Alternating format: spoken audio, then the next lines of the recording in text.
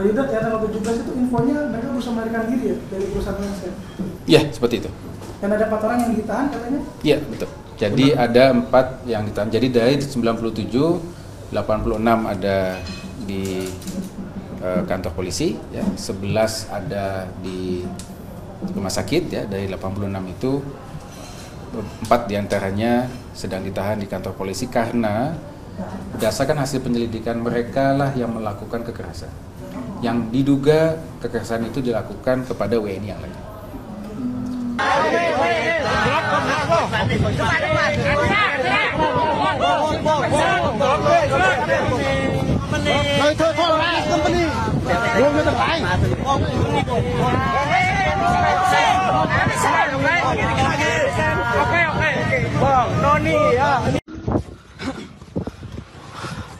Pak, kami lari Pak, semua Pak. Karena company kami Pak, perusahaan Pak. Ada yang mati juga Pak. 2 orang. Này men nè rốt chanh, men nè rốt chanh. Nơi trái thông mang nơi trái thông. Nơi trái thông mang nơi trái thông thay cái 2 bon.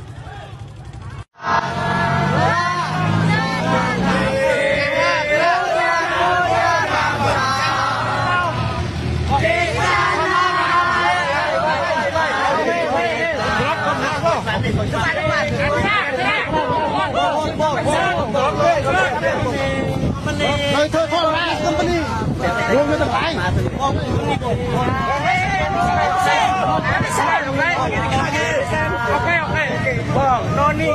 Dengan penanganan pelindungan warga negara Indonesia khususnya terkait dengan warga negara kita yang mengalami permasalahan online scam di Kamboja.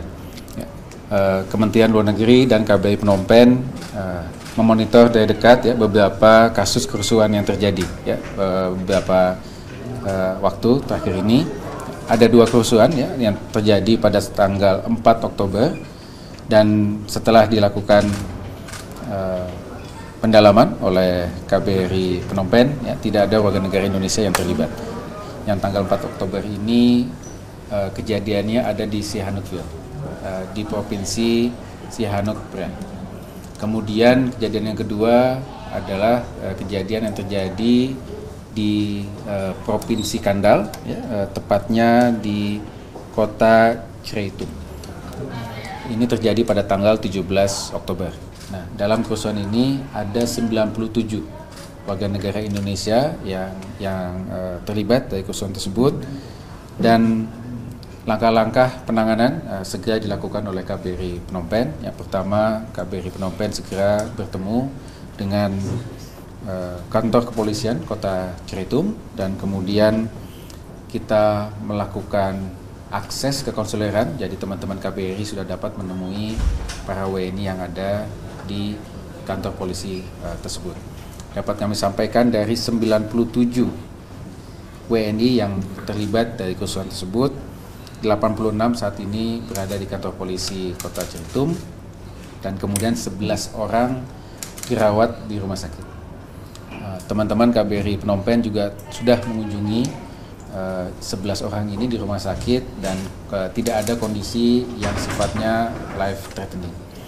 Dan langkah-langkah saat ini yang sedang kita lakukan, ya, selain tadi berkoordinasi dengan otoritas tempat, melakukan kunjungan ke konsuleran, yang menemui langsung para WNI baik yang ada di kantor polisi maupun yang ada di rumah sakit.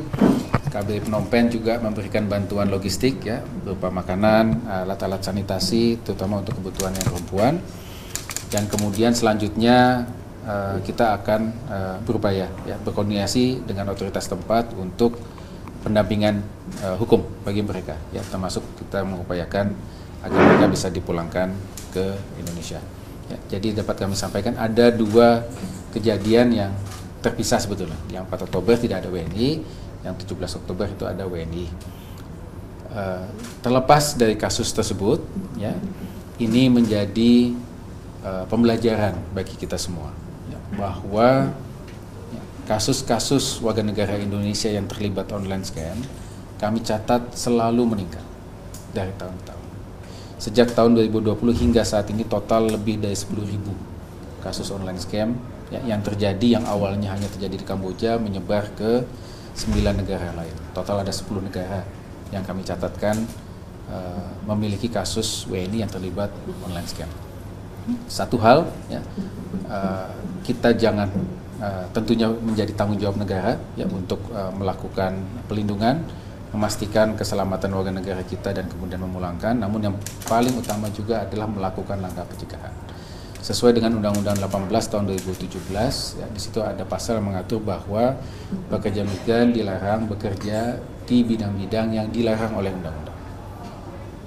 Nah, ini yang perlu dipahami bersama. Kalau itu korban TPPO, ya tentunya bagi korban TPPO karena itu sifatnya ada unsur-unsur pemaksaan, penipuan, depondage, ya, penjeratan hutang dan lain sebagainya, tentu penanganan kasusnya khusus karena dia korban TPPO. Ya. Namun dapat kami sampaikan bahwa tidak semua dari 10.000 itu merupakan korban TPPO.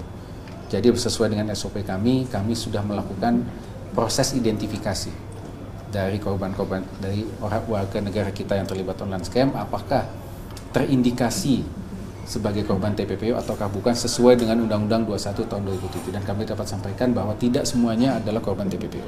Artinya, ada warga negara Indonesia yang mendapatkan tawaran pekerjaan sebagai scammer atau menipu di luar negeri, ya, dan kemudian berangkat ke sana secara sukarela karena mengejar gaji yang tinggi.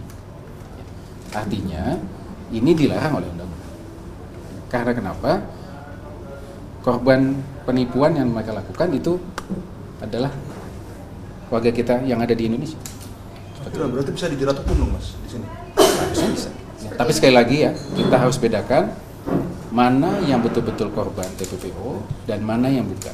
Kalau yang bukan dan kemudian ternyata dia secara sukarela memang melakukan penipuan. Kalau di Indonesia warga negara kita melakukan penipuan sesama WNI, kan kita lakukan penegakan hukum. Sudah ada dorongan belum, Mas Judat, untuk pihak polisian menyelidiki siapa aja yang sukarela untuk melakukan online scam itu, Mas, yang bekerja di luar negeri? Sudah ada dorongan belum, Mas? Jadi upaya koordinasi terus kita lakukan ya dengan aparat penegak hukum. Sebagai contoh, misalkan teman-teman masih ingat ya, kita memulangkan 599 WNI yang terlibat juga online scam di Myawaddy, Myanmar. Ya, pada saat dipulangkan, pada saat kita inapkan di asrama haji, selain ya kita lakukan pendalaman kasus per kasus ya, mana yang korban ya, ternyata dari situ juga berdasarkan hasil penyelidikan polisi ada tersangka ya, yang mereka ditunjuk oleh sesama WNI yang kita pulangkan itu bahwa mereka lah perekrut. Nah itu bukti ya bahwa negara juga harus hadir ya, baik itu untuk pelindungan WNI namun juga hadir juga untuk penegakan hukum. Pak Yudat, ya tanggal 17 itu infonya mereka berusaha melarikan diri ya dari perusahaan scam? Iya, seperti itu. Dan ada 4 orang yang ditahan katanya? Iya, betul. Jadi ada 4 yang ditahan. Jadi dari 97, 86 ada di kantor polisi, ya, 11 ada di rumah sakit, ya. Dari 86 itu 4 diantaranya sedang ditahan di kantor polisi karena berdasarkan hasil penyelidikan mereka lah yang melakukan kekerasan. Yang diduga kekerasan itu dilakukan kepada WNI yang lain. Ada suara tembakan, benar, Mas? Sudah dapat laporan ya? Yang kami dengar informasi seperti itu, tapi kami dapat sampaikan tidak ada warga kita yang meninggal. Tersebar ke 9 negara kan? Ya, betul. Itu ada spesifiknya nggak? Misalnya apa aja gitu di 9 negara atau sama saja gitu dari 9 negara? Dari pendalaman yang kami lakukan, ya modusnya sama. Jadi di 10 negara itu 7 negara itu adalah berada di Asia Tenggara. 3 negara yang di luar Asia Tenggara itu ada di Afrika Selatan, Belarus, dan juga Uni Emirat Arab. Dan polanya sama. Jadi mereka biasanya membuat akun palsu, ya, kemudian melakukan pendekatan kepada calon korbannya, bisa menggunakan berbagai macam metode, termasuk love scam. Ya. Jadi teman-teman kalau terutama yang cowok-cowok tiba-tiba ada yang kontak IG-nya cewek yang cantik gitu ya, jangan GR dulu. Bisa jadi di ujung sana itu laki-laki. Ya, bisa jadi ujung sana laki-laki. Nah, termasuk yang cewek ya nanti kalau seperti itu. Jadi hati-hati. Ya. Ini kejahatan cyber ini kan sudah sangat merebak. selain upaya penegakan hukum dan pelindungan WNI, tentunya kesadaran masyarakat yang menjadi kunci utama, ya, menjadi kunci utama pencegahan. Sebagai contoh, satu, ya, tawaran pekerjaan itu kan ditawarkan melalui sosial media. Jangan mudah percaya mendapatkan tawaran gaji tinggi tapi tidak meminta kualifikasi khusus. Kemudian, pastikan menandatangani kontrak kerja sejak di Indonesia. Jadi sudah jelas siapa perusahaannya, kredibilitasnya, berapa gajinya, apa haknya. Dapat kami sampaikan dari 10.000 kasus itu, tidak ada yang tanda tangan kontrak kerja di Indonesia. Artinya apa? Kan harusnya kritis. Ya. Kalau mau jangankan kita berangkat kerja ke luar negeri, berangkat kerja ya dengan perusahaan yang ada di Indonesia, pasti kan harus tanda tangan kontrak. Apalagi ini ke luar negeri. Ketika ke luar negeri harus tanda tangan kontrak sejak di Indonesia. Kemudian berangkat dengan visa kerja. Ini tidak ada yang berangkat dengan visa kerja. Semuanya menggunakan bebas visa kunjungan wisata. Itu tujuannya untuk wisata. Sehingga mereka semua akhirnya mengalami overstay. Itulah kemudian beberapa komplikasi ketika kita berusaha memulangkan, mereka tercatat melakukan pelanggaran keimigrasian, baik di negara setempat maupun di negara transit.